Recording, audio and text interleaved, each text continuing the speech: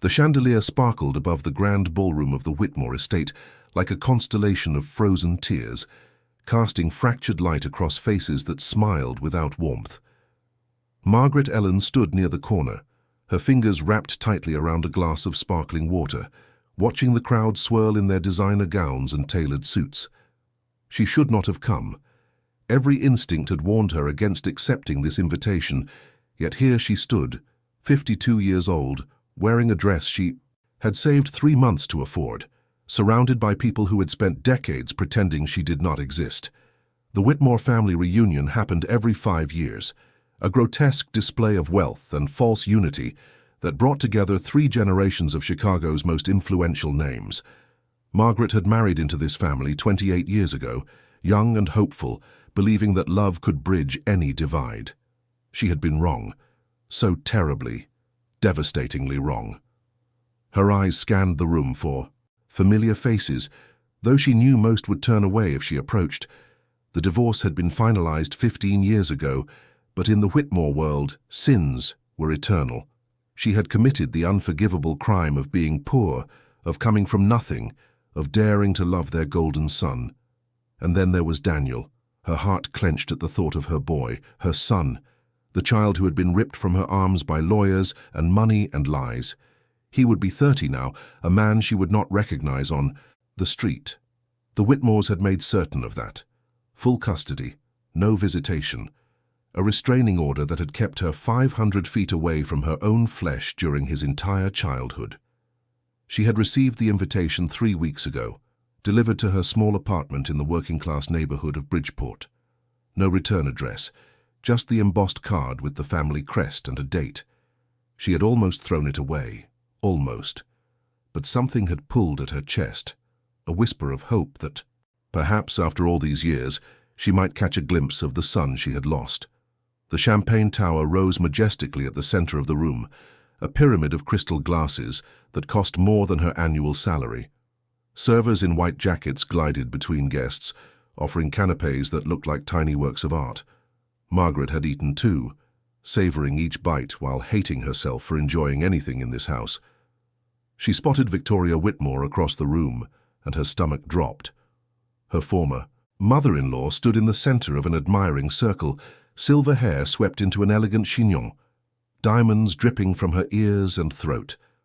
At 75, Victoria remained the undisputed matriarch of the family, the spider at the center of a web of money and manipulation that stretched across 3 states. Their eyes met. Margaret looked away first, her cheeks burning with shame she refused to acknowledge. She had done nothing wrong. She had loved. She had fought. She had lost. There was no crime in that. But Victoria was already moving, cutting through the crowd with the precision of a shark scenting weakness. Her entourage followed, 3 women in their 50s who had married well and spent their lives perfecting the art of social cruelty. Margaret straightened her spine. She would not run. Not yet. Not until she had at least tried to ask about Daniel. Victoria stopped 3 feet away, close enough for conversation, but far enough to establish dominance. Her smile was a masterpiece of condescension. Thin lips painted a muted rose that matched her gown. Everyone within earshot turned to watch. The music seemed to quiet, or perhaps that was just Margaret's imagination, her senses sharpening in anticipation of the strike she knew was coming. Victoria's voice carried across the space, pitched to reach maximum ears while maintaining the illusion of intimate conversation. She remarked how surprised she was to see Margaret here. She had assumed the invitation was sent. By mistake. Perhaps a clerical error. The staff had been so careless lately. The women behind Victoria tittered, a chorus of practiced amusement. Margaret felt heat rise up her neck, but kept her expression neutral. She had spent 15 years surviving worse than petty insults. She replied that she had received an invitation and thought perhaps the family wanted to make peace after all these years. Victoria's laugh was sharp and brittle, like breaking glass. Peace. What a quaint concept. She turned slightly, addressing her audience as much as Margaret. She supposed they should be grateful Margaret had found something appropriate to wear. Though appropriate might be a strong word. Was that polyester? More laughter. A man in a grey suit chuckled and whispered something to his companion. Margaret's dress was not polyester. It was a simple navy sheath, purchased from a department store sale rack, but made of decent material. It did not matter. Truth never mattered in this house. Margaret kept her voice steady. She asked if Daniel was here. She just wanted to see him, just for a moment, that was all. The question landed like a stone in still water. Victoria's smile froze, then widened into something cruel. Daniel. Her grandson. The boy Margaret had nearly destroyed with her selfishness. Margaret's former mother-in-law noted that Daniel had grown into a remarkable man. Harvard, Stanford Business School, now running enterprises that Margaret could not even comprehend. He was everything the family had hoped for and more. Margaret's heart ached with a pain so familiar it had become part of her. She asked where he was, if she could just see him. Victoria moved closer, lowering her voice to a hiss that still somehow carried. She thought Margaret should understand something. Daniel did not remember her. Victoria had made certain of that, every photograph removed, every mention erased. To him, she was simply the woman who had abandoned him, the mother who had chosen to leave. The lie hit Margaret like a physical blow. Abandoned. She had fought for 3 years, spent every penny she had on lawyers, worked double shifts to pay legal fees, until finally the Whitmore resources had crushed her completely. She had not abandoned anyone. She had been erased. Her voice cracked when she spoke. That was not true. Victoria knew it was not true. Victoria's expression remained serene, but her eyes glittered with satisfaction. The truth was whatever she decided it was. That was the privilege of power. Margaret should know that by now. One of the women behind Victoria spoke up, her voice dripping with false sympathy. She remarked that it must be difficult, coming here and seeing how well everyone had done without her. She wondered if Margaret was still working at that little clinic. Answering phones, was it? Margaret was a nurse.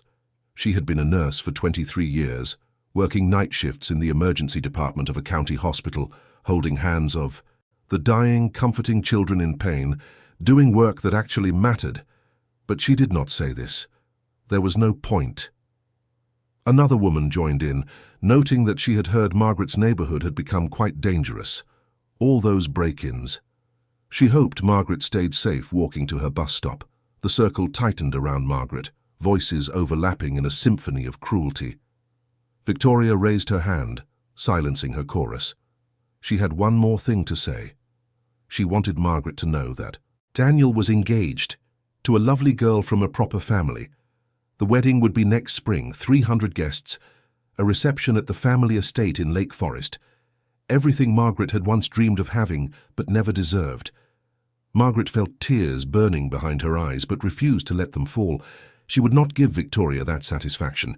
Instead, she straightened her shoulders and looked her former mother-in-law directly in the eyes. She said she was glad Daniel was happy. That was all she had ever wanted for him. The words seemed to catch Victoria off guard. For just a moment, something flickered across the older woman's face. But it vanished quickly, replaced by the familiar mask of superiority. Victoria suggested Margaret should leave now. She had made her appearance, satisfied whatever desperate need had brought her here. The door was where she had come in. Margaret turned, not because she was defeated, but because there was nothing more to say.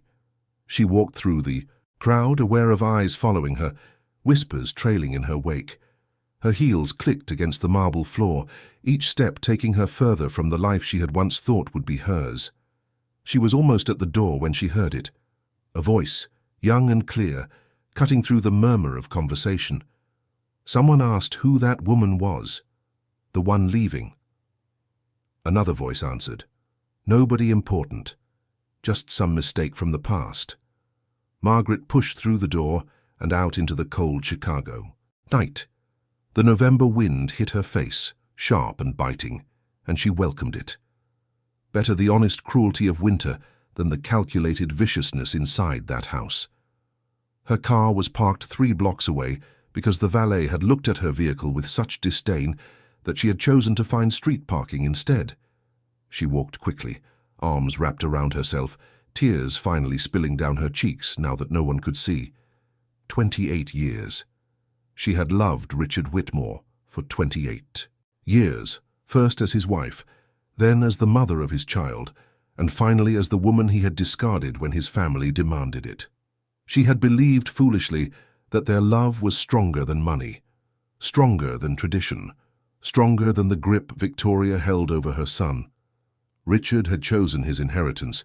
He had stood in that courtroom and lied about her, called her unstable, claimed she was unfit. He had taken everything that mattered and left her with nothing but memories and a hole in her chest where her heart used to be. And Daniel, her beautiful boy, 3 years old when she last held him, his small arms wrapped around her neck, his voice asking why she was crying when she was coming back. She had promised him. She had sworn she would fight, that nothing would keep them apart. She had broken that promise, not by choice, but broken nonetheless. Margaret reached her car, a 12-year-old sedan with rust spots on the fenders and a heater that only worked intermittently. She fumbled with her keys, hands shaking from cold and emotion, and finally managed to unlock the door. Inside, she sat for a long moment, gripping the steering wheel and trying to remember how to breathe. The invitation had been a trap. Of course it had. Victoria never did anything without purpose, and tonight's purpose had been clear: to remind Margaret of her place, to humiliate her in front of witnesses, to ensure she never tried to reach out again. But something nagged at Margaret's mind. The invitation had arrived without explanation 3 weeks before the event. Someone had added her to the guest list. Someone had wanted her there. Who? She thought of Daniel, the son she had not seen in 27 years. Victoria claimed he did not remember her, that every trace of her existence had been erased from his life. Was that true? Could a child truly forget the mother who had held him, sung to him, loved him with every fiber of her being? Margaret started the car, the engine coughing, twice before turning over. She pulled away from the curb, headlights cutting through the darkness, and pointed herself toward home. She did not notice the black SUV that pulled out behind her, keeping a careful distance, following her through the empty streets of Chicago's North Side. She did not see the man in the passenger seat lift a phone to his ear and speak 3 words: "She is leaving." Margaret drove through the night, her mind churning with memories and regrets. The city lights blurred. Past her window, each one a reminder of the life she had built from the ashes of the one that was taken from her. Her apartment was small but clean, a 1-bedroom in a walk-up building that had seen better decades. She climbed the stairs wearily, her heels pinching her feet after hours of standing, and let herself into the familiar space that had become her sanctuary. The walls were covered with photographs, not of the Whitmore mansion or the life she had lost, but of the patients she had helped.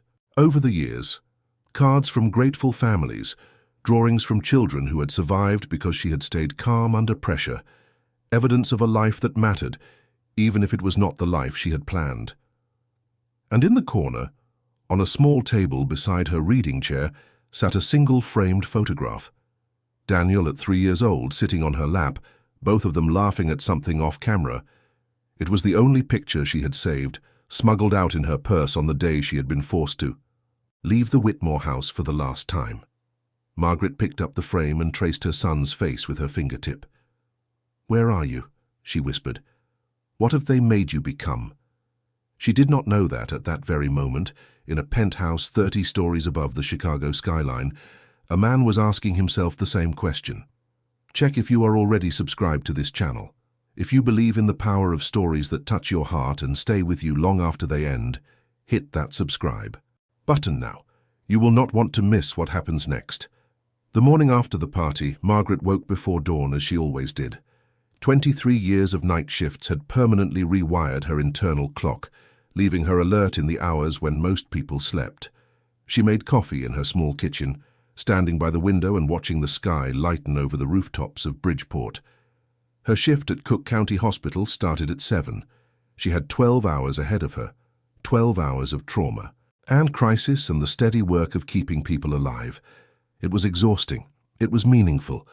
It was the only thing that had saved her sanity after losing Daniel.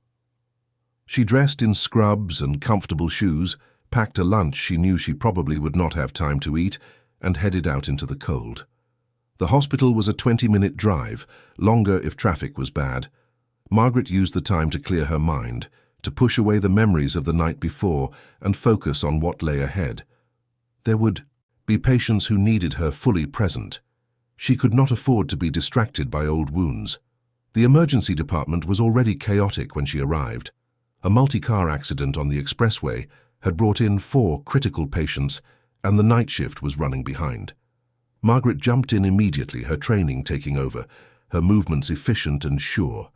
For the next several hours, she existed in the space between life and loss, making split-second decisions, offering comfort to terrified family members, doing the work she had been born to do. It was nearly noon when the attending physician pulled her aside.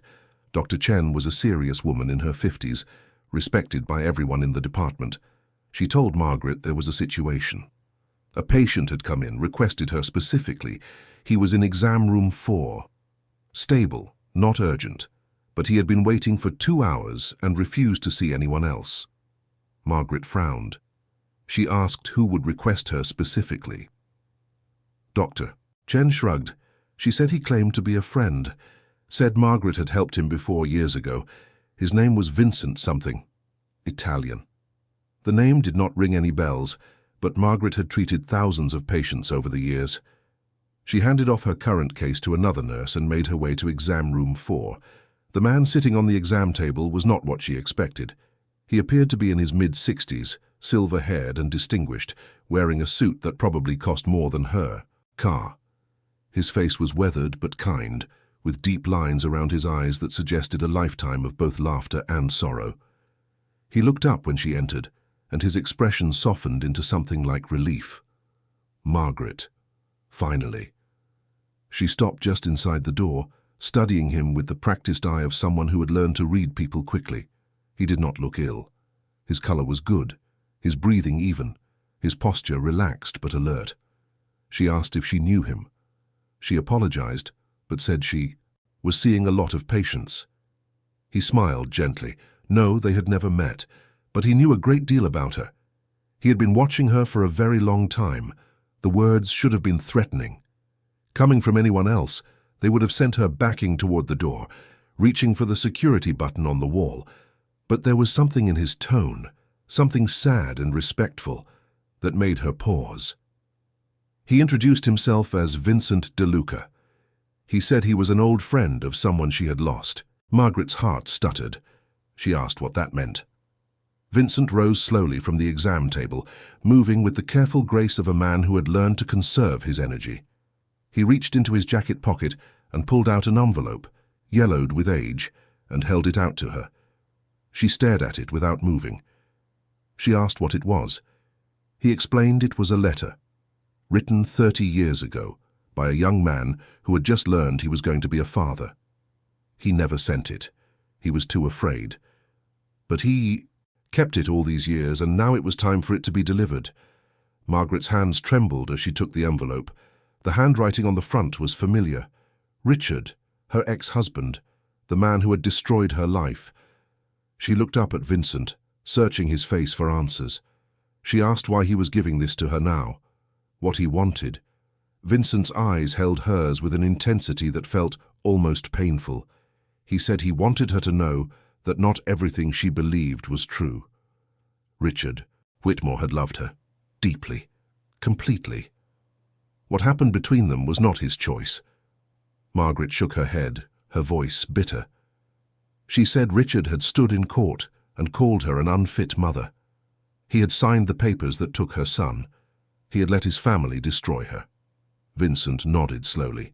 Yes, he had done those things, because they had threatened to hurt her if he did not, because Victoria had promised that if he fought back, Margaret would not just lose custody. She would disappear entirely. The words hung in the air between them, impossible and yet somehow ringing with truth. Margaret sank into the chair beside the exam table, her legs suddenly unable to hold her. She asked how Vincent knew all this. Vincent sat down across from her, his movements slow and deliberate. He said Richard had told him. They had been friends since childhood.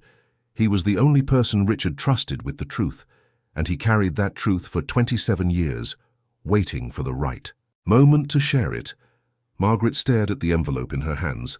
She could not open it, not here, not now, surrounded by the beeping of monitors and the distant sounds of the hospital. Whatever was inside, she needed to read it alone. She asked what Vincent wanted from her. Why now, after all this time? Vincent leaned forward, his voice dropping, because something had changed, something she needed to know.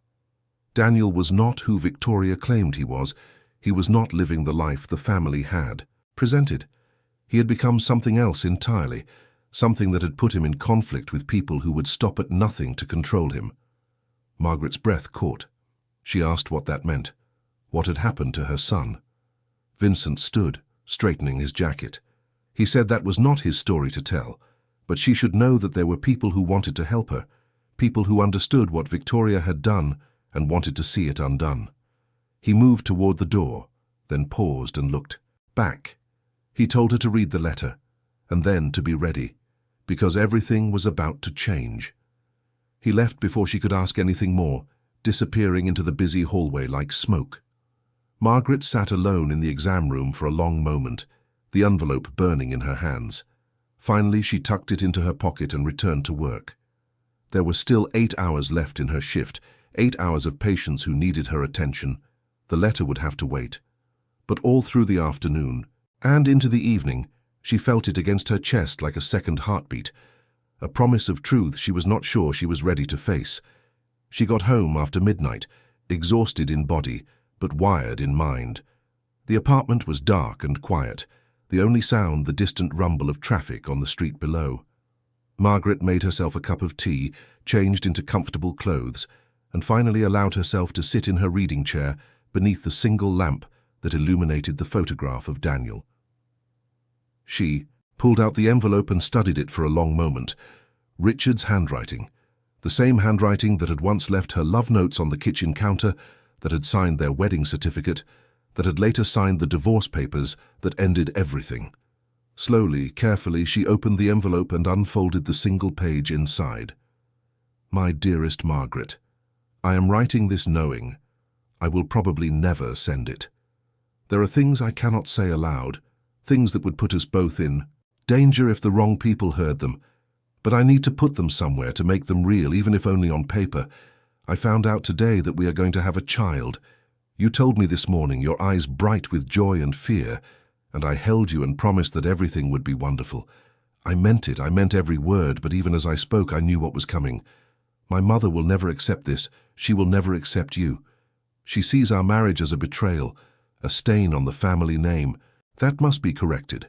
She has been planning since our wedding day, waiting for the right moment to strike. I should have told you before we married. I should have warned you about the kind of family you were joining. But I was selfish. I loved you too much to risk losing you, and I convinced myself that I could protect you from the worst of it. I was wrong.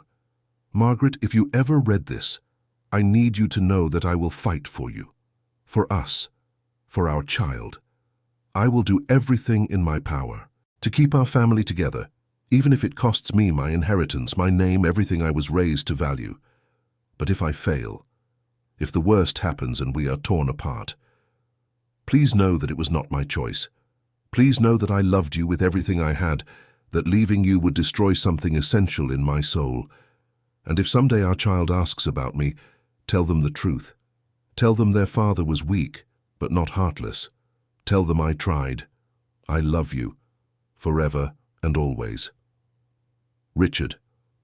Margaret read the letter 3 times, tears streaming down her face. The words blurred and cleared until she had them memorized. Richard had loved her. He had tried to protect her. He had been trapped just as surely as she had been, caught in the web of his mother's manipulation with no way out. But that did not change what happened. He had still stood in that courtroom. He had still let them take Daniel. Whatever his reasons, whatever threats had been made, he had made his choice, and Margaret had paid the price. She folded the letter carefully and returned it to the envelope. Tomorrow she would try to find Vincent DeLuca to ask him the questions that were burning in her mind. Who was Daniel now? What had he become? And what did these mysterious people want from her? But tonight she would allow herself to grieve, for the marriage that had been destroyed by forces beyond her control, for the years she had spent hating a man who might have been suffering just as much as she was, for the son she had lost and the life they might have had together. She fell asleep in her chair, the photograph of Daniel clutched to her chest, and dreamed of a little boy asking when his mother was coming home. 3 days passed. Margaret went to work, cared for her patients, and searched every database she could access for information about Vincent DeLuca. She found nothing. It was as if the man did not exist. On the 4th day, something happened that changed everything.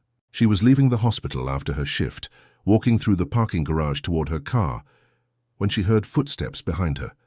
Fast, purposeful, getting closer. Margaret quickened her pace, her keys already in her hand, her thumb finding the panic button on her key fob. The parking garage was well lit but nearly empty at this hour, and she had heard too many stories about women attacked in places just like this.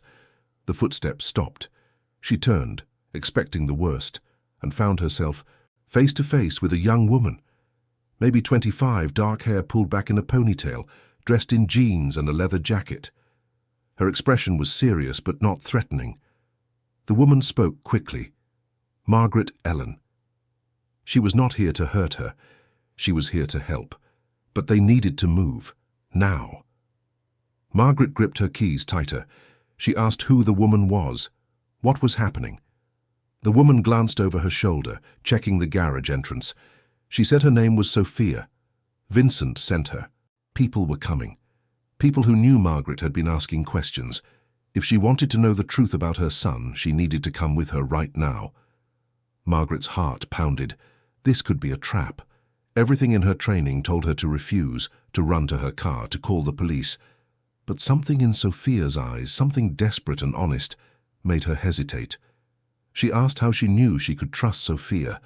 Sophia pulled something from her pocket. A photograph. She held it up, so Margaret could see. It was Daniel.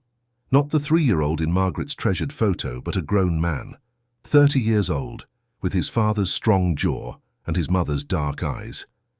He was standing beside Sophia, both of them smiling, their body language suggesting close friendship or something more. Sophia told her that Daniel had sent her. He knew Margaret was at the party. He was the one who made sure she received the invitation. He had been trying to find a way to contact her for years, but Victoria had made it impossible.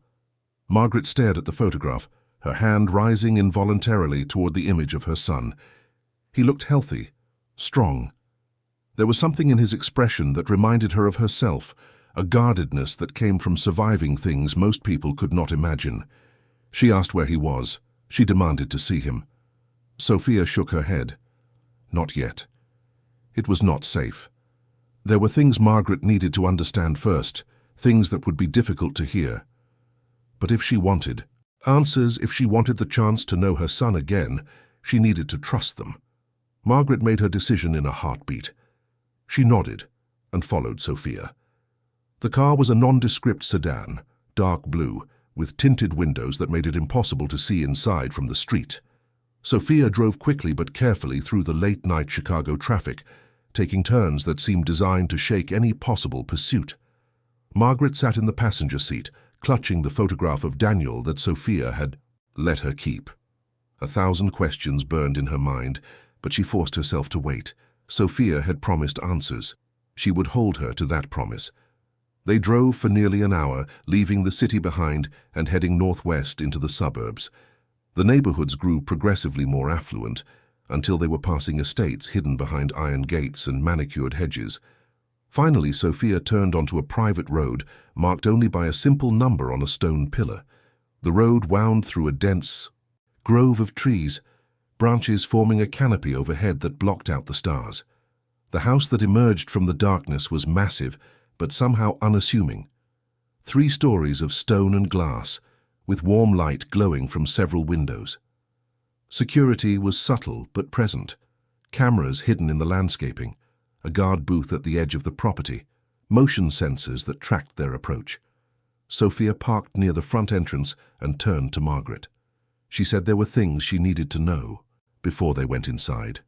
Things about Daniel that would be hard to understand. Margaret straightened her spine.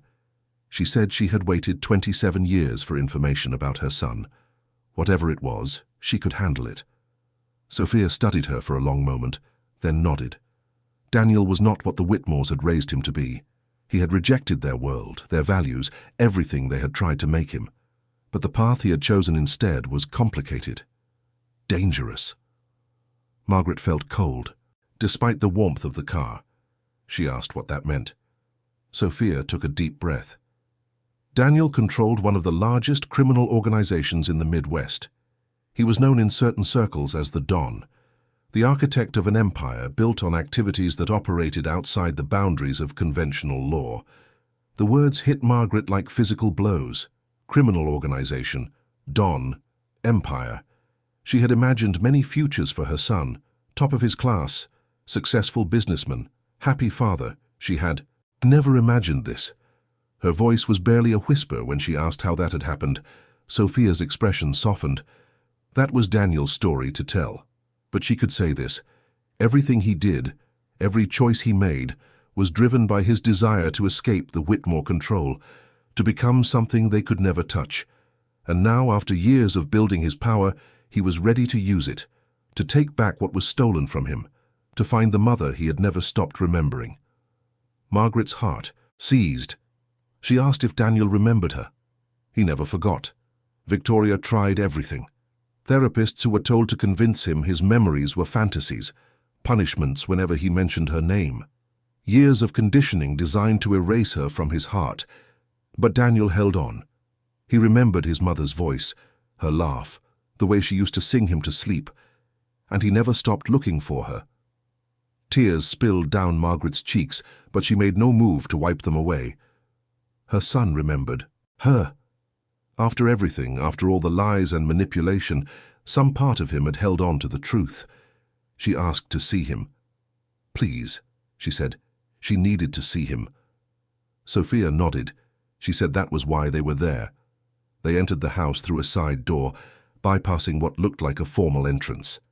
Inside, the space was elegant but comfortable, with hardwood floors and artwork that suggested wealth without flaunting it. Sophia led Margaret through a series of hallways, past closed doors. That hinted at rooms full of activity, until they reached a set of double doors at the end of a long corridor. Sophia paused, her hand on the door handle. She told Margaret to be patient with him. He had waited so long for this moment that he might not know how to handle it. Then she opened the doors and stepped aside. The room beyond was a study. Floor-to-ceiling bookshelves lined the walls, interrupted only by a massive fireplace where flames crackled and danced. A large desk dominated the far end of the room, covered with papers and computer monitors, and standing before the fireplace, his back to the door, was a man. He was tall, broad-shouldered, wearing a simple dark sweater and slacks. His posture was rigid, as if he was bracing himself for impact. When he heard the door open, he did not turn immediately. Instead, he spoke, his voice low and rough with emotion. He said he had practiced what he would say to her 1,000 times. In his head, in front of mirrors, in the middle of the night when sleep would not come. He had rehearsed speeches, explanations, apologies, but now that the moment was here, he could not remember any of it. He turned then, and Margaret saw her son for the first time in 27 years. He looked so much like Richard that it stole her breath. The same angular features, the same tall frame, the same way of holding himself like he was ready for anything. But his eyes were hers, dark brown, flecked with gold, carrying the same sadness she saw every morning in her own mirror. Daniel. Her voice cracked on his name, her baby, her boy. His composure shattered. The powerful man, the feared boss, the architect of an empire, dissolved into the child who had been torn from his mother's arms 3 decades ago. He crossed the room in 3 strides and pulled her into an embrace so tight she could barely breathe. They held each other for a long time, both of them crying, neither willing to let go. All the years of separation, all the pain and loss and longing seemed to collapse into that single moment of contact. Finally, Daniel pulled back just enough to look at her face. His hands cupped her cheeks, his thumbs brushing away her tears. He said he had found her 2 years ago, hired investigators, searched databases, followed every lead until he finally discovered where she was living.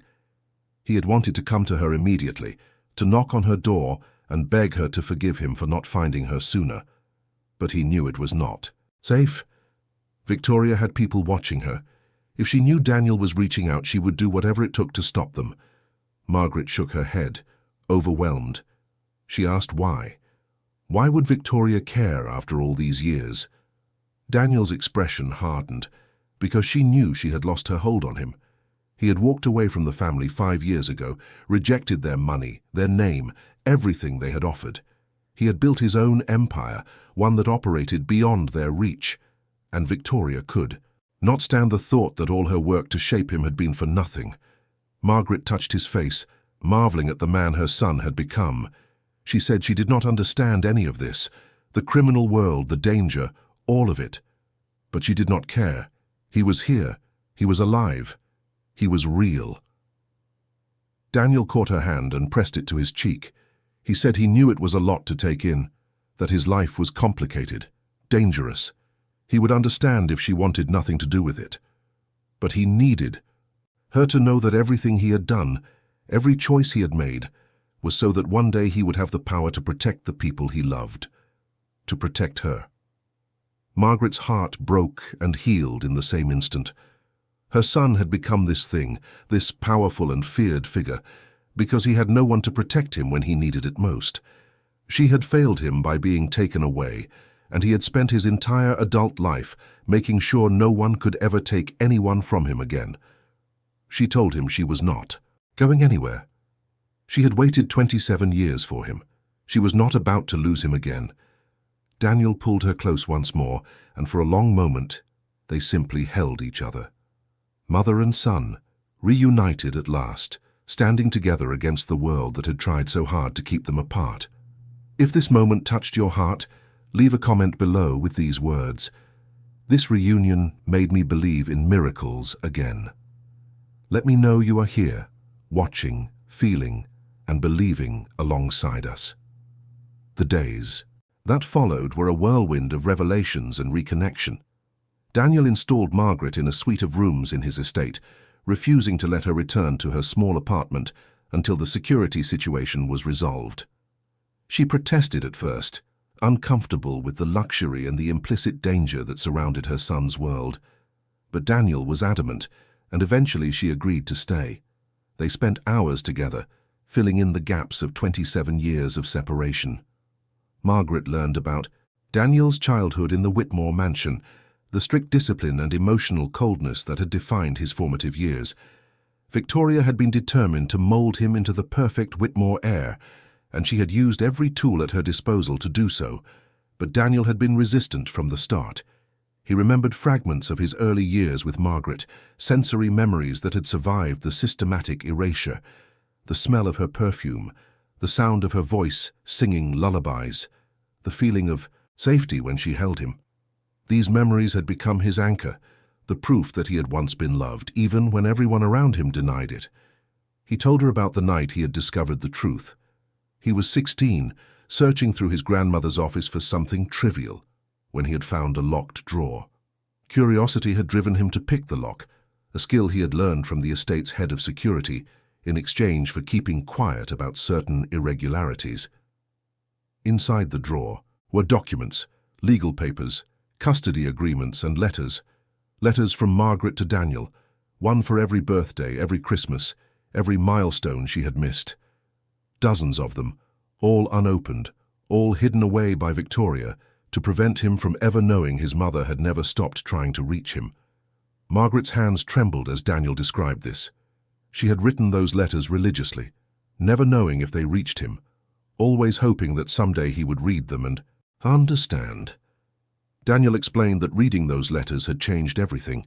He realized that his entire life had been built on lies, that the woman he had been taught to hate was actually the one person who had truly loved him without conditions or expectations.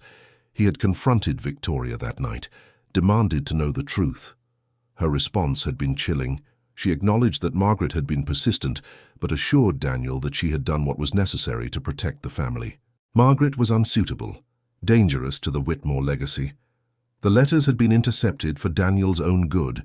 Daniel had made a decision in that moment. He would not become what they wanted him to be. He would not be another Whitmore, complicit in their cruelties, perpetuating their cycle of control. He would become something else entirely, something they could never touch. Margaret listened to all of this with a mixture of horror and pride. Horror at what her son had endured, pride at the strength it had taken for him to break free.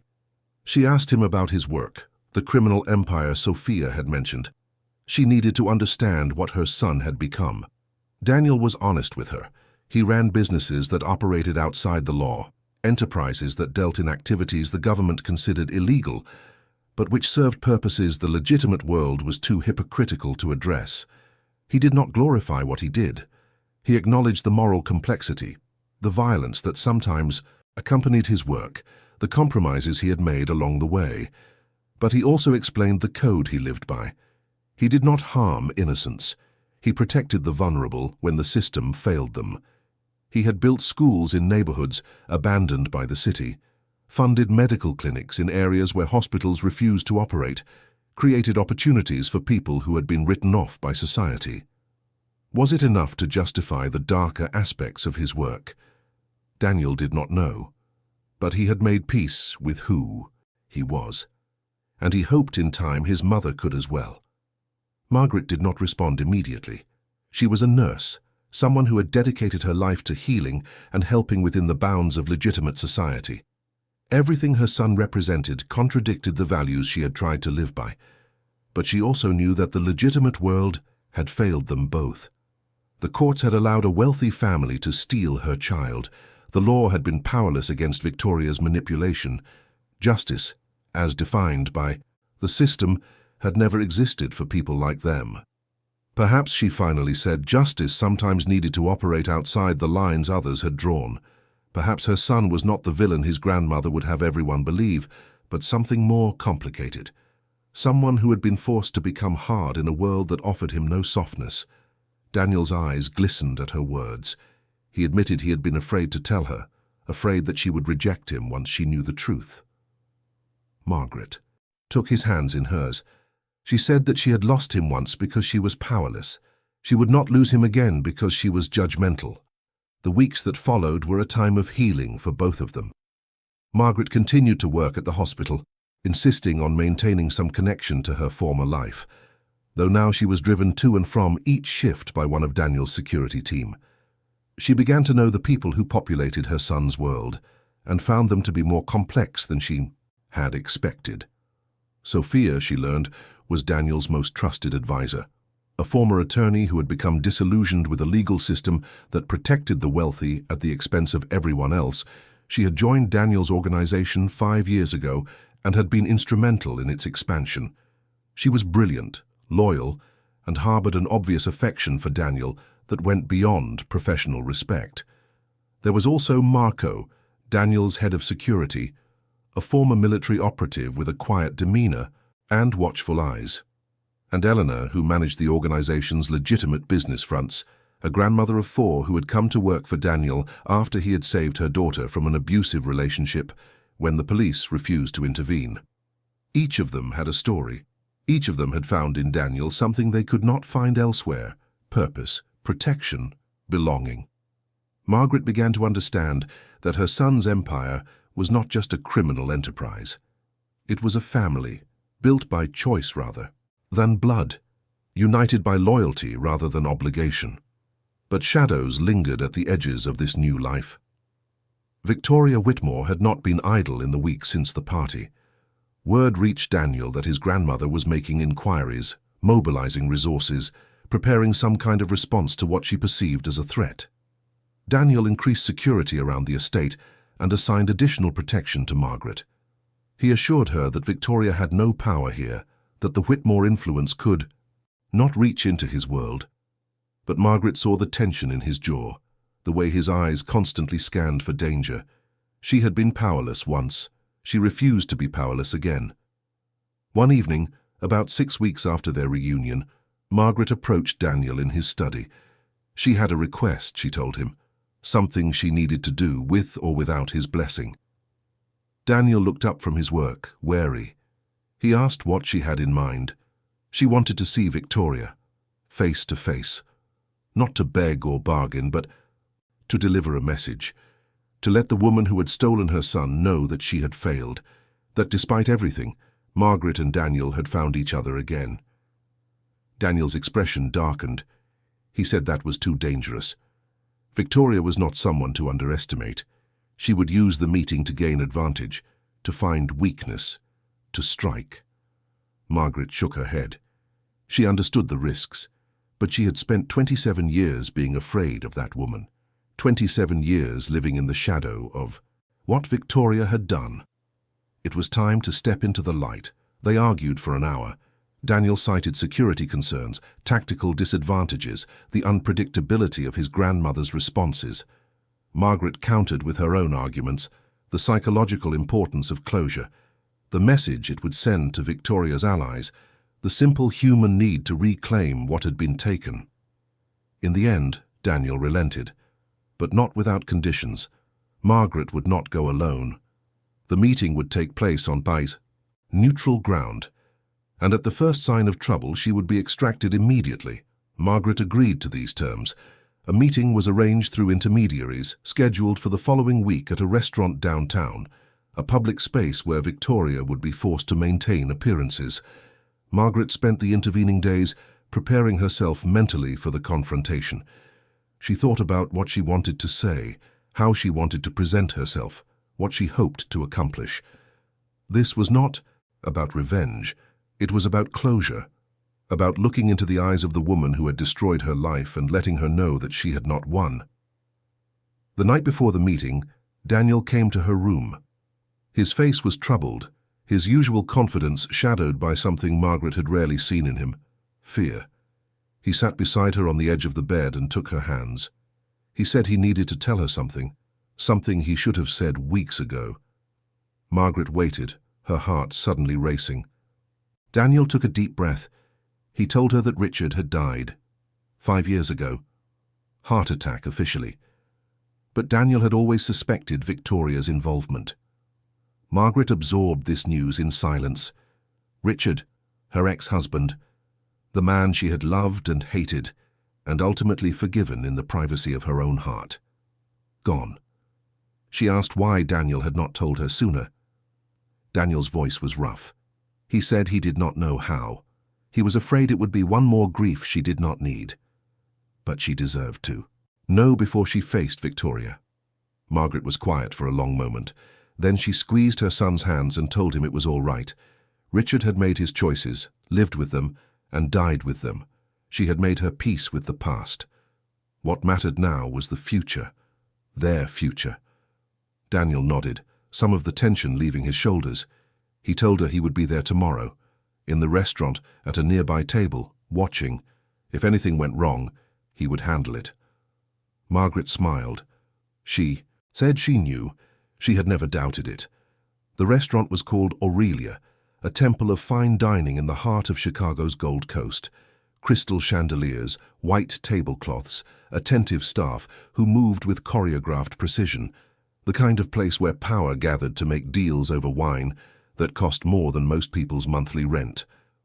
Margaret arrived 15 minutes early, wearing a simple black dress she had purchased specifically for the occasion, not expensive, but elegant. She wanted to look like someone who no longer cared about Whitmore approval, someone who had found her own worth. Victoria was already seated at a corner table when Margaret entered, flanked by 2 women who appeared to be assistants of some kind. The matriarch had aged since the party, or perhaps the lighting here was simply less forgiving. Her face was drawn, her eyes harder than Margaret remembered. Margaret approached the table and took the seat across from her former mother-in-law without waiting for an invitation. The assistants looked to Victoria for guidance, but the older woman waved them away with a subtle gesture. They were alone, or as alone as they could be in a room full of Chicago's elite. Victoria spoke first, her tone dripping with condescension. She said she had been surprised by Margaret's invitation, She had assumed their last conversation made their positions clear. Margaret kept her voice level. Positions change. She had learned a few things since the party, about the past, about the present, about her son. Victoria's expression flickered. Something that might have been alarm passed briefly across her features before being smoothed away. She responded coolly. She asked what exactly Daniel had told her. Whatever it was, Margaret should consider the source. Daniel had become unstable, dangerous. He had fallen in with criminals and abandoned everything the family had given him. Margaret allowed herself a small smile. She said Victoria was right. Daniel had abandoned the Whitmore legacy. He had rejected everything Victoria had tried to make him, and he had become something far more powerful than any of them, something she could not control.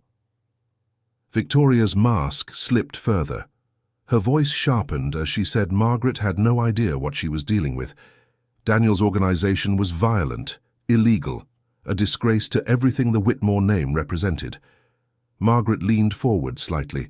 She countered by asking whose violence was worse. The violence of a son who built his own empire when he was denied one?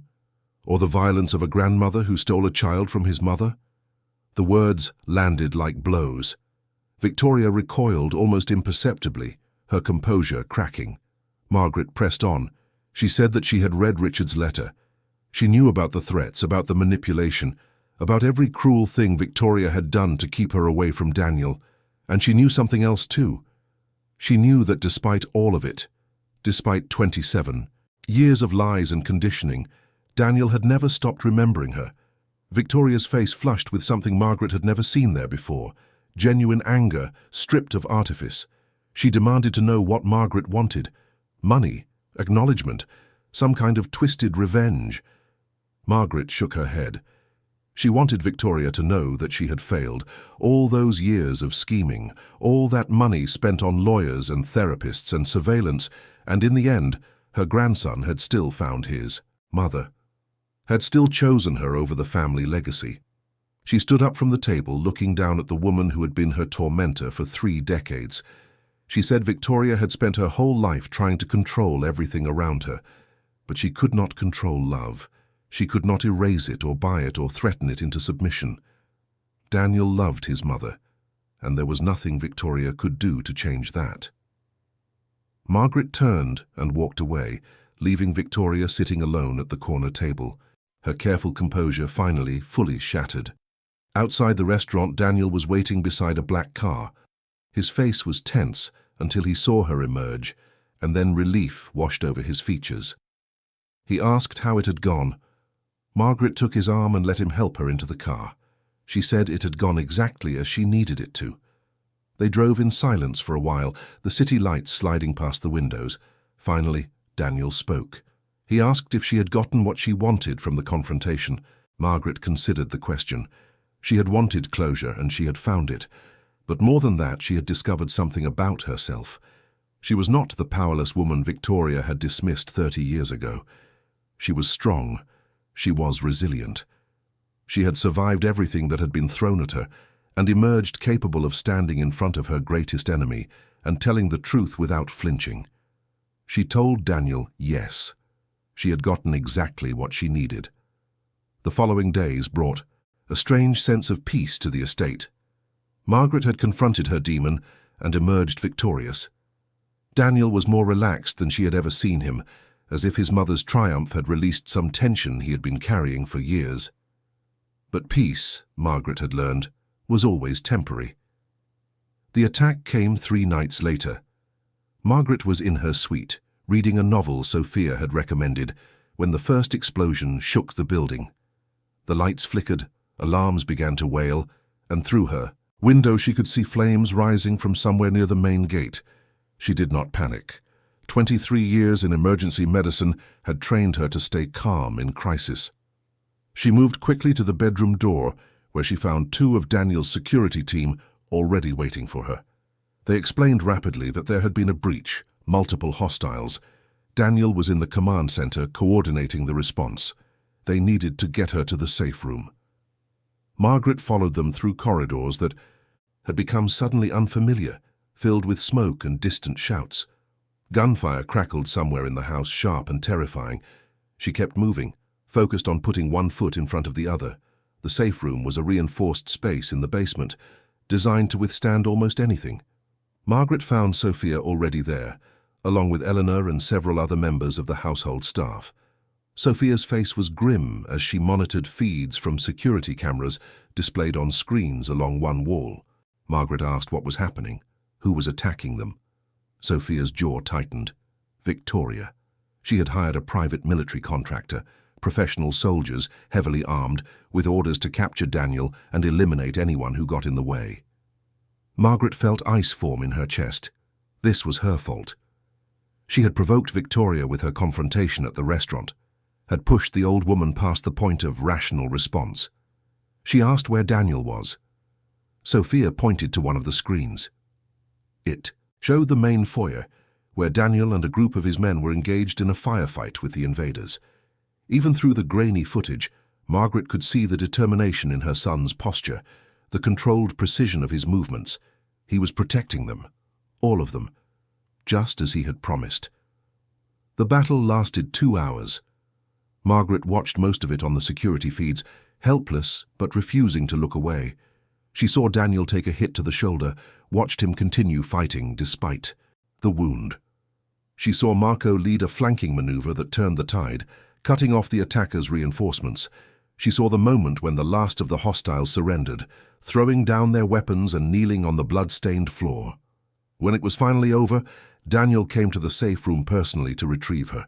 His shoulder was bandaged, his face smudged with smoke, his eyes carrying a weariness that made him look older than his years. But when he saw his mother, he smiled. He said they were safe. The threat had been neutralized. Victoria's hired soldiers had failed. Margaret pulled him into a careful embrace, mindful of his injury. She asked what would happen now. What would happen to Victoria?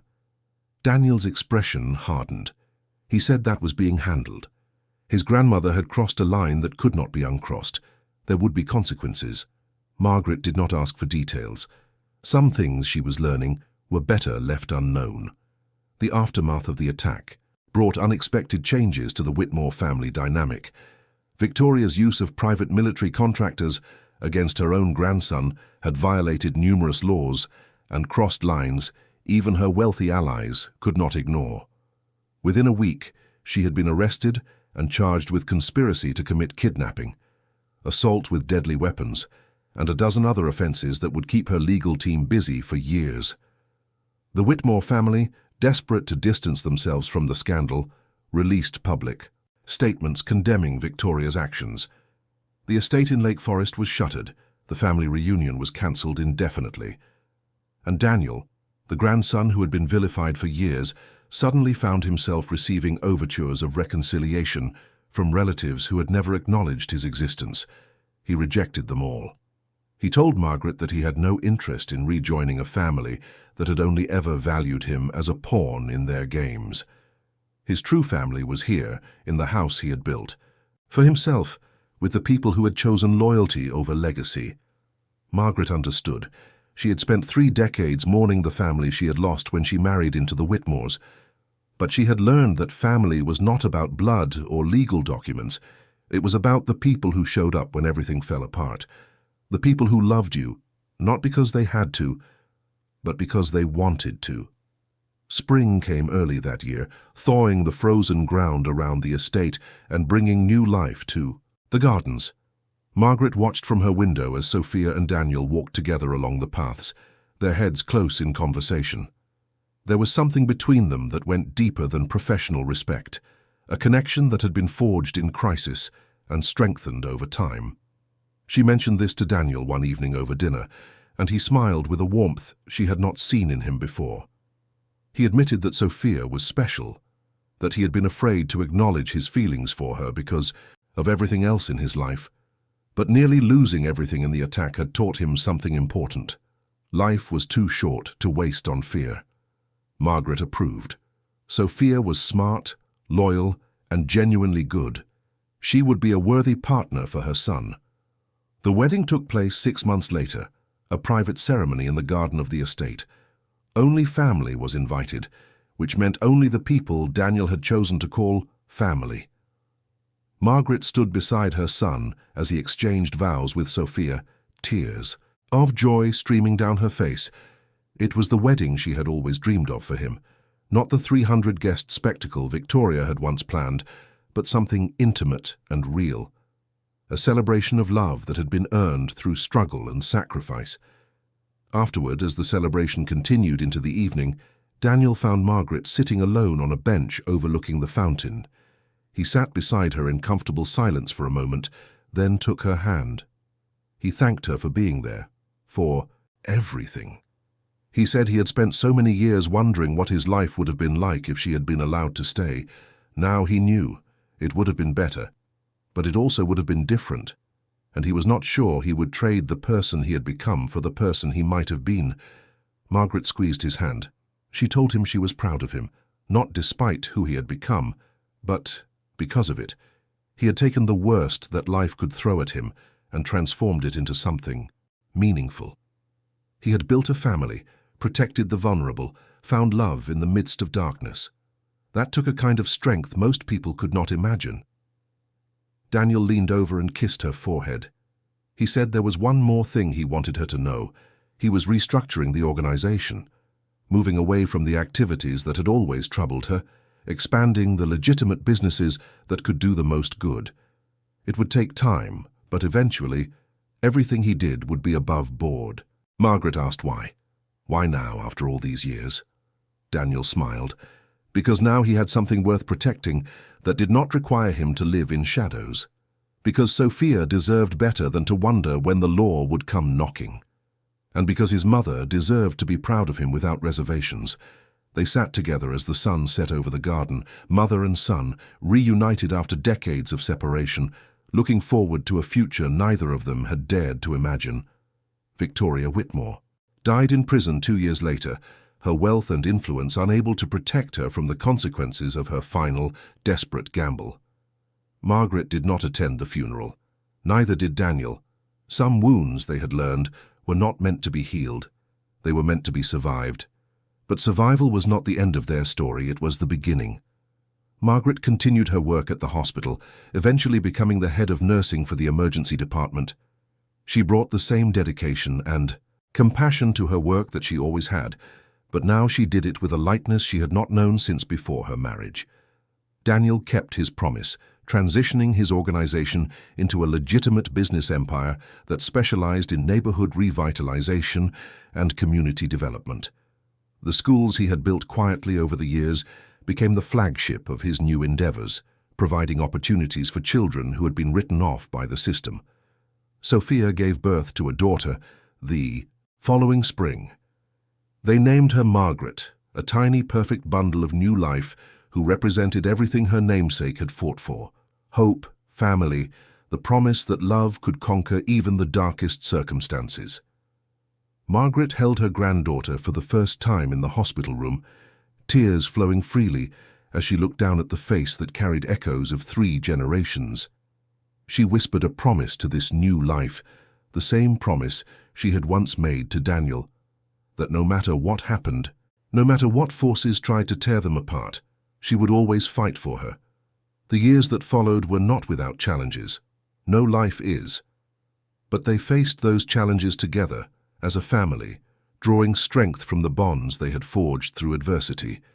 And every year on the anniversary of their reunion, Margaret and Daniel would sit together in the garden of the estate, watching the sunset and remembering the journey that had brought them there.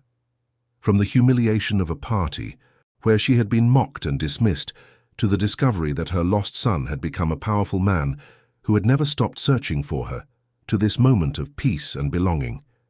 If you have watched this far, it is because this story touched something in your heart. Please leave a comment saying I watched this far so I can know who really stayed until the end. I want to know who you are. I want to see who truly values these stories of hope and redemption. And if this story moved you, please hit that like button and share it with someone who needs to hear that no matter how dark things get, love can always find a way home. The final image is Margaret standing at her window, watching Daniel and Sophia walk through the garden with their daughter, 3 generations united in a single frame. The little girl runs ahead, chasing butterflies, her laughter carrying on the spring breeze. Margaret smiles. This is what she fought for all those years ago. This is what she never stopped. Believing was possible, even when the world told her she was foolish to hope. Family, love, home. Not the family she was born into or married into, but the family she chose and was chosen by. Not the love that had been taken from her, but the love that had found its way back against all odds. Not the home that had been denied her, but the home that had been built from the ruins of everything she had lost. She takes a deep breath of the spring air, filling her lungs with the scent of blossoms and new beginnings, and she knows finally that she is exactly where she was always meant to be. Check if you are already subscribed to this channel. If you believe that every story of resilience deserves to be told, every mother deserves to find her child, and every heart deserves to come home, then join our family here. Subscribe and let us walk this journey together. The story ends, but the feeling remains.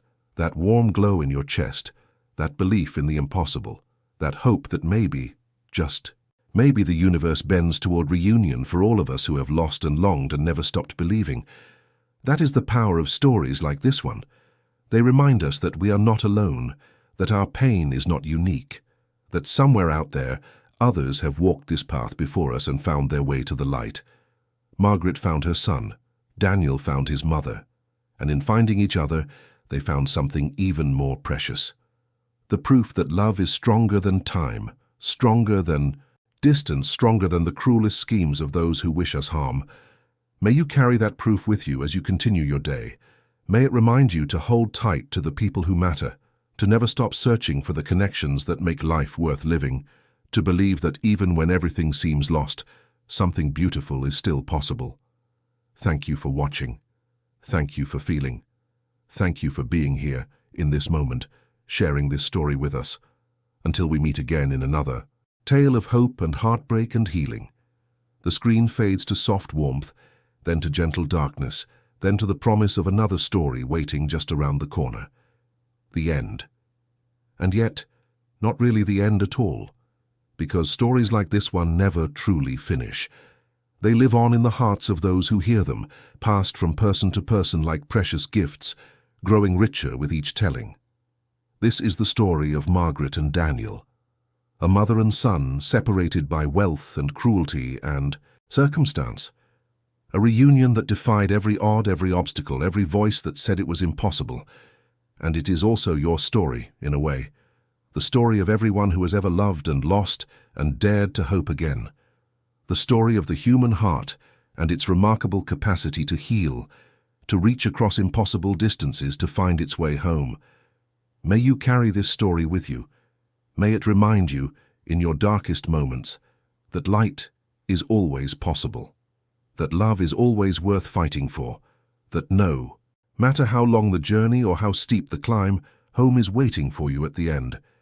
This is the promise we make to each other, storyteller and listener, creator and witness, that in these tales of triumph over tragedy, we will always find something worth believing in, something worth staying for, something worth sharing.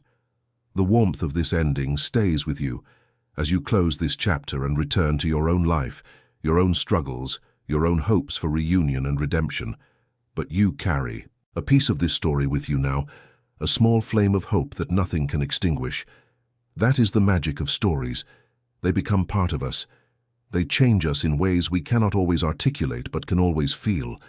Margaret changed, Daniel changed, their world changed. And perhaps in some small way you have changed too. The final moments linger in soft gold light, the color of spring evenings and new beginnings, the color of hope made visible. And then, gently, tenderly, the story releases you back into your own world, changed, touched, ready for whatever comes.